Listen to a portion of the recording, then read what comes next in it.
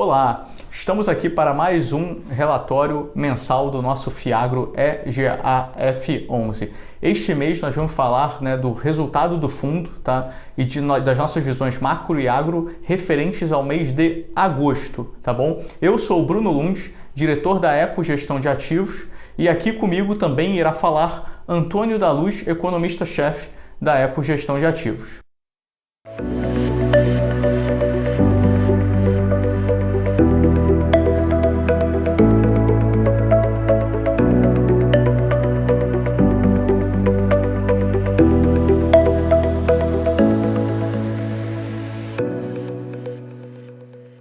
Eu vou começar falando da performance do fundo do mês de agosto. Tá? Neste mês de agosto, a performance do fundo foi de 2,40%, tá? Muito acima do CDI, que foi de apenas 1,17%. Desde o início do fundo, a gente está muito contente com o resultado, porque o fundo performou 14,55%, tá? E desde o início do ano, 13,64%. São rentabilidades aí bem fortes e a gente está bastante contente aí com a forma como o fundo vem atuando. Risco baixo e uma excelente rentabilidade. Do ponto de vista de CDI+, só para vocês terem uma ideia, o fundo performou CDI mais 14,18 no mês de agosto. Tá? E desde o início do fundo está performando ali da ordem de CDI mais 8,85. E desde o início do ano, CDI mais 8,33. Isso tudo para dizer para vocês que a gente vem cuidando desse fundo com muito carinho, selecionando papéis aqui muito bons, com uma excelente rentabilidade e um baixo risco, tá? Para ter essas rentabilidades atrativas. Tá?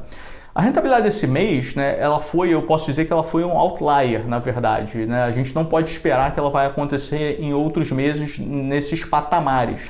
Por quê? Porque ao longo do mês de agosto, a gente está dentro do período do nosso follow-on. Tá? Então a gente está nesse período de follow-on, a gente já passou da primeira fase desse follow-on e agora está na segunda fase do follow-on. Tá? A primeira fase foi o direito de preferência, sobras e montante adicional, ao passo que a segunda fase é uma alocação para 50 investidores institucionais, tá bom?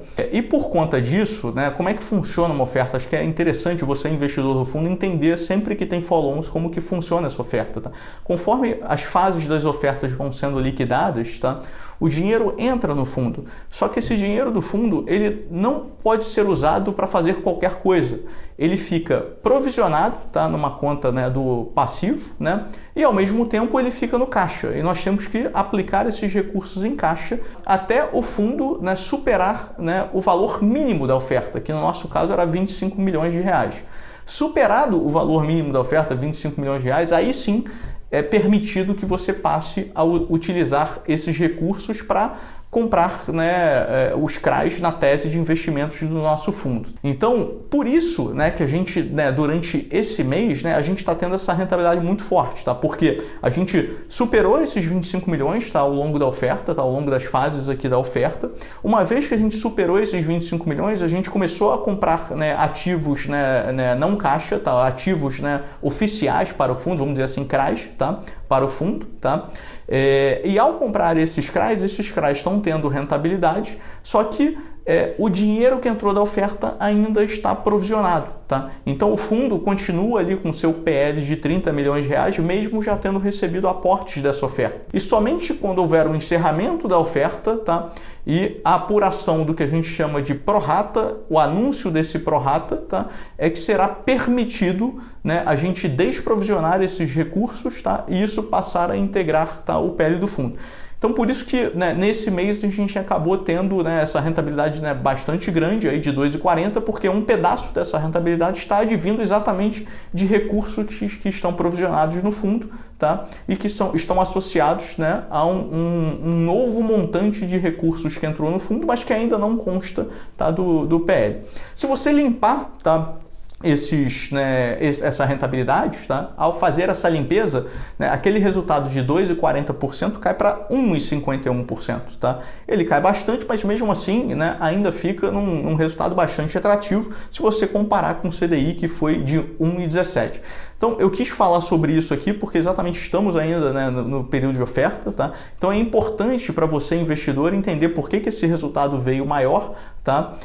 Mas quando você limpa, né, você, investidor, pode entender que esse resultado foi de 1,51 e não de 2,40, porque se eu limpar tudo que eu tive de resultado, né, oriundo dos recursos, né, da oferta, né, eu acabo chegando a uma rentabilidade que também ainda é muito boa, tá? De 1,51%. Então, eu queria deixar, né, isso bastante claro aí para você, investidor. Então, de performance é isso. Eu queria passar agora e falar um pouco, né, de como é que está sendo negociada a cota, tá, do nosso fundo, tá? Então, a cota do nosso fundo, tá, de julho para agosto, tá, ela, né, rendeu mais de 3%, tá? Então, ela saiu de R$ 100,30 e foi para R$ 103,32, tá? Isso no mercado secundário, tá? Você pode comprar hoje o nosso fundo por esse preço, tá? No fechamento de agosto, R$ 103,32, tá? E se a gente pegar, né, a rentabilidade dessa cota, né, dos 100 para o 103,32, tá? E adicionar a isso a rentabilidade, tá, que o nosso fundo teve, tanto bruto quanto limpo, né? Eu vou ter uma rentabilidade no mês de agosto para você, investidor que entrou, né, no fim de julho, tá?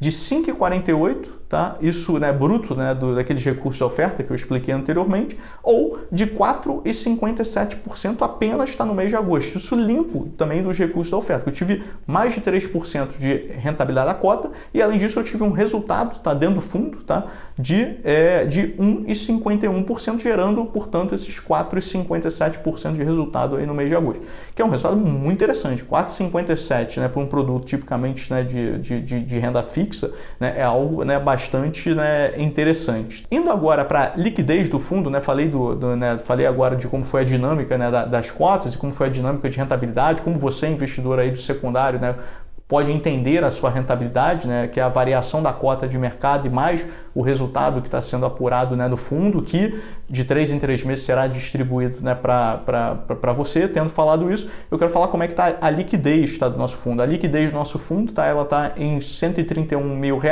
tá? Não é uma liquidez expressiva, mas é uma liquidez acima de R$ 100 mil, a gente já considera, né, que está bastante adequado, porque você, investidor, né, pequeno, pode, né, entrar e sair do fundo, né, nos seus 20, 30, 40 mil reais aí, tranquilamente todos os dias, porque a gente está tendo essa liquidez aí de 130 mil reais. Então isso é importante, acho que você que, né, busca entrar no fundo ou que já está no fundo, né, saber que existe essa liquidez e que, portanto, você pode entrar ou sair, né, nos momentos que você bem entender até um determinado, né, patamar, tá? Isso é bastante, né, importante. E agora, indo para, né, a alocação da carteira, né, o que acontece, tá? A gente fez 3 novas alocações, tá, na nossa carteira, né, ao longo do mês de agosto, tá? Então a gente comprou 3 novos CRAs, tá? Então eu comprei, né, um CRA da Pantanal Iara, tá? A Pantanal Iara, ela é uma revenda de São Gabriel do Oeste, tá? Que fica em Mato Grosso do Sul, que fatura 900, tá, milhões de reais, tá? Tem uma margem operacional ali de mais de 10%, tá? Tem um endividamento bastante adequado, tá? Uma razão de equity sobre o seu ativo total ali de 8%, que é bastante adequado aí para esse segmento, tá? Então a gente comprou esse papel que paga CDI mais 5,5, tá? Além disso, compramos, né, um outro CRA, que é o CRA da Panorama, que paga CDI mais 5%, tá? Também é uma revenda com bandeira cinzenta, né, com sede em Maracaju, tá, em Mato Grosso do Sul também, tá bom? Que fatura seus 410 milhões de reais, uma margem operacional um pouco menor, 6%, um pouco mais exprimida, por não ter tantos produtos especiais, né, na sua prateleira, tá? Mas que também está com um endividamento equacionado, com uma razão de equity sobre ativos totais também bastante adequada, tá, de 7%, tá? E por último, né, compramos no secundário, não foi no primário, tá? Mais uma participação de um CRA que a gente já tem no fundo, que a gente tinha comprado num valor pequeno, mas como a gente está nessa oferta, né, expandindo o fundo, a gente acabou tendo essa oportunidade de comprar, né, de reforçar a nossa exposição de Neves e Cabral, tá, do CRA de Neves e Cabral, que paga CDI mais 5,5%. Essa é uma revenda pequenininha, com sede em São Paulo, Guaraí, tá, que fatura ali seus 50 milhões de reais, isso fechamento de 2021, né, 2022 a gente está esperando que isso quase dobre, tá, margem operacional também um pouquinho, né, um pouquinho mais espremida, por não ter produtos especiais na sua prateleira, de 7,2%, né, porém, né, seu endividamento ali praticamente menos de 0,5%, tá, bastante, menos de meio, na verdade, não 0,5%, menos de meio, tá, menos de zero, né, dívida líquida EBITDA, que é o que a gente gosta de olhar esse endividamento, que está da ordem de 0,41, então também uma revenda, né, bastante redondinha. Então 3 papéis aí bastante interessantes aí para o fundo que a gente adquiriu e sempre na tese da cadeia de insumos, tá? A gente comprou apenas a tranche senior, tá, desses 3 papéis, tá? Com 30% de subordinação e com aquela história toda que a gente já falou nos vídeos anteriores da cessão fiduciária de recebíveis, tá? Com revolvência. Então, as revendas aportam, né, o seu faturamento, né, na estrutura, conforme esse faturamento vai sendo liquidado na estrutura, né, ela pode, mediante um novo aporte de recebíveis, retirar, né, os recursos, né, do CRA. Perfeito?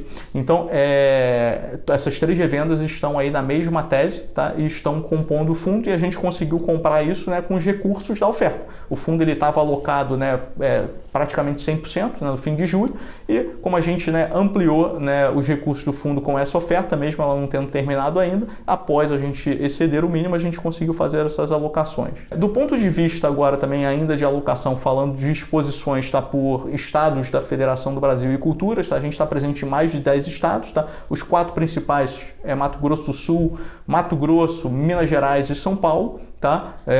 E além disso temos outros estados também representativos aí da agricultura no fundo, mais de 10 estados no fundo, tá? E do ponto de vista de culturas, temos mais de 7 culturas também sendo, né, que são, né, que essas revendas vendem, né, os seus produtos para essas culturas, tá? Sendo que o foco, né, é soja, milho e café, que são os 3 produtos, né, que o Brasil, né, mais produz. Nada mais natural do que essas revendas, né, atenderem essas 3 culturas, tá? E aí, com esses movimentos de alocação, tá, a gente encerra o mês, né, com 13 CRAs na carteira, né? Então a gente veio de 11, comprou 3, um já fazia parte, então a gente só aumentou a exposição, e os outros 2 são novos CRAs, tá, que a gente trouxe para a carteira, e encerramos aí com 13, né, CRAs na carteira, ou seja, aumentando ainda mais a diversificação, tá? E lembrando que a diversificação também não para aí nesses 13 CRAs, né? A gente tem a seção fiduciária dos recebíveis dessa revenda, que são os produtores, que hoje, ao a gente fazer essas alocações, somam mais do que 31 mil produtores, tá? Que podem ser potencialmente elegíveis a serem cedidos fiduciariamente para a estrutura, reforçando ainda mais, né, essa diversificação, tá, do nosso fundo. Dessa forma, né, eu apresentei todos os resultados aí do nosso fundo, né, performance, passando aí por alocação, tá? Esse mês a gente também, só para fechar a parte de alocação, a gente também teve um pagamento de um CRA, que foi o CRA da Cucari. Esse é o único CRA que paga mensal, tá, na nossa carteira, e ele começou os seus pagamentos no mês de agosto agora. Até então ele estava no período de carência, a partir de agosto ele começou os seus pagamentos, tá? Ele, né, pagou ali um pouco menos, tá, de R$1 por cota, tá? De juros, tá? E isso obviamente é importante para a gente, porque reforça o nosso caixa, a gente pode fazer, né, novas aquisições de CRA e também para pagar as despesas operacionais do fundo. Bom, tendo passado, né, por todas essas nuances aí do fundo, tá? Eu agora quero dar a palavra, né, para Antônio da Luz, né, nosso economista-chefe, para falar das nossas visões, tá, do macro, do Brasil e mundo, tá, e do agro, tá? E tivemos movimentos muito importantes aí nessa seara do macro e do agro, né? Em que o tema principal continua sendo a inflação no mundo inteiro, tá? Não só no Brasil, tá? E obviamente o impacto que está tendo no mercado de juros, né? Os bancos centrais do mundo estão aumentando seus juros, né? O Antônio vai explicar isso aí com bastante, né, cuidado, tá? E no agro, né, tivemos um relatório aí do USDA, né, reduzindo, né, as produções dos Estados Unidos de soja e milho, né? E que também foi algo importante, né? E que também gerou também aí uma reprecificação aí no mercado dessas commodities lá em Chicago, né? Teve uma elevação de preço dessas commodities logo depois do relatório do USDA. Antônio vai explicar isso aí com muito mais cuidado, a gente acompanha essas coisas de perto, né? E nada melhor do que ter um Antônio aqui para explicar isso para vocês. Então, com a palavra, né, Antônio da Luz. Olá, Bruno. Olá, investidores. Prazer estar com vocês aqui mais uma vez. Eu vou falar um pouquinho sobre o panorama macroeconômico, mas eu também quero dar uma dica para você lá no final. Porque, enfim, temos uma recessão vindo aí, a preocupação com as commodities é uma preocupação válida. O nosso ativo, o EGAF11, ele é sobre commodities, ele está dentro do agro, mas eu quero mostrar para você que os fundamentos do mercado do agro estão muito mais fortes do que os medos de recessão. E eu vou mostrar para você isso num gráfico lá no final. Mas antes eu quero falar de PIB. O PIB do Brasil foi divulgado agora no mês de setembro e nós tivemos um resultado muito positivo, surpreendente, um crescimento de 0,9% era a expectativa no crescimento trimestral e veio 1,2%. E quando nós comparamos esse crescimento com o mesmo período do ano passado, esse crescimento foi de 3,2%. Claro, puxado pelos serviços, afinal de contas os serviços no mesmo trimestre do ano passado estavam prejudicados pelas restrições impostas ainda pela pandemia, só que agora nós tivemos um desempenho muito bom e um crescimento de 3,2%, sem dúvida surpreende. Assim como surpreendeu o crescimento dos investimentos na formação bruta de capital fixo, o consumo das famílias, ele veio bastante forte, em boa medida pelo crescimento da economia como um todo, mas também temos que considerar os efeitos do auxílio emergencial, não do auxílio emergencial ainda, mas dos saques extraordinários do FGTS, que foi uma medida governamental, e também antecipação para aposentados e pensionistas do 13º. Então, essas medidas que foram tomadas pelo governo ajudaram o resultado do segundo trimestre, assim como nós esperamos que o Auxílio Brasil robustecido, os vouchers, todas essas medidas que foram lá da PEC da Bondade, da PEC 1, enfim, elas vão atingir a nossa economia no terceiro trimestre. Então, esperamos que o próximo trimestre a ser divulgado também venha bastante positivo e também, em parte, pelo um crescimento esperado da economia em si, mas também robustecido, ajudado por essas medidas governamentais. Falando um pouquinho de IPCA, nós tivemos também um resultado bastante positivo, em linha com o que nós estávamos esperando. Você que nos acompanha nos vídeos e no relatório, também no podcast, no EcoTalks, que nós divulgamos todas as segundas-feiras, já estava junto conosco esperando a deflação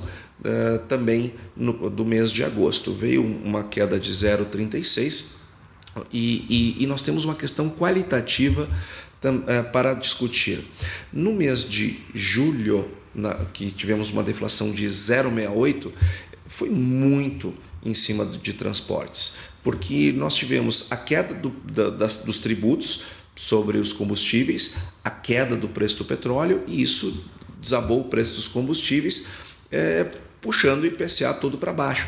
Mas só que inflação ou deflação é o aumento ou a queda generalizada dos preços, e não deste ou daquele produto.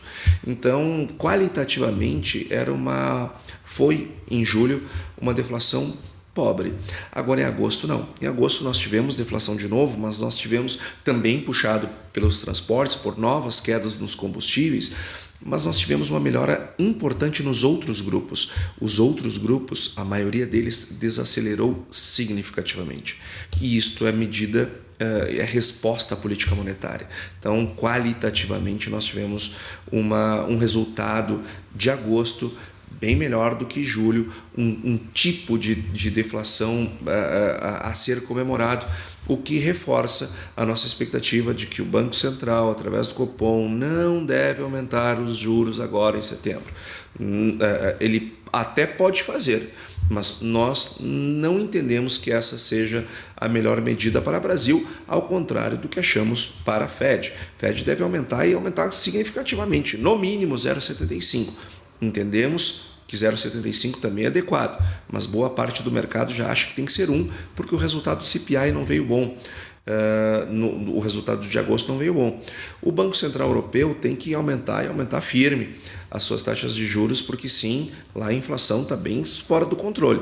Agora, Brasil não. Começamos o nosso ciclo antes e vamos de alta e vamos estabilizar antes e provavelmente vamos derrubar as nossas taxas também antes. Olhando agora, eu vou falar, por fim, das nossas expectativas que nós temos para o PIB, que nós revisamos as nossas expectativas para o PIB em 2022. Nós estávamos com 2,12 e agora nós estamos trabalhando com 2,47 em razão do resultado melhor do segundo trimestre e também por conta do impacto das medidas governamentais vindas pela PEC 1.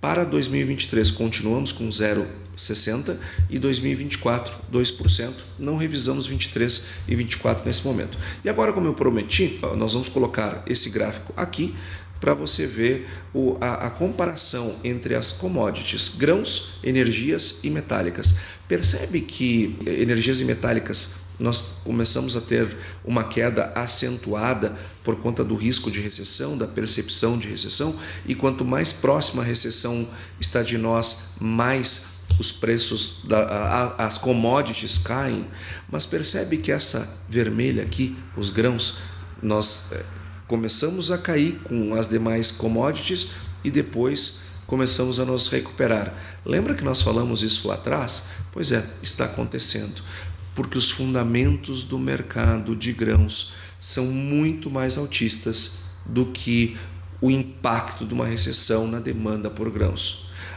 E por que nós sabemos? Como é que nós sabemos disso? Porque nós estamos acompanhando a safra no hemisfério norte desde que ela começou a dar problemas. Nós teremos uma safra no hemisfério norte aquém daquilo que se esperava, e isto vai diminuir os estoques mundiais daqueles patamares esperados.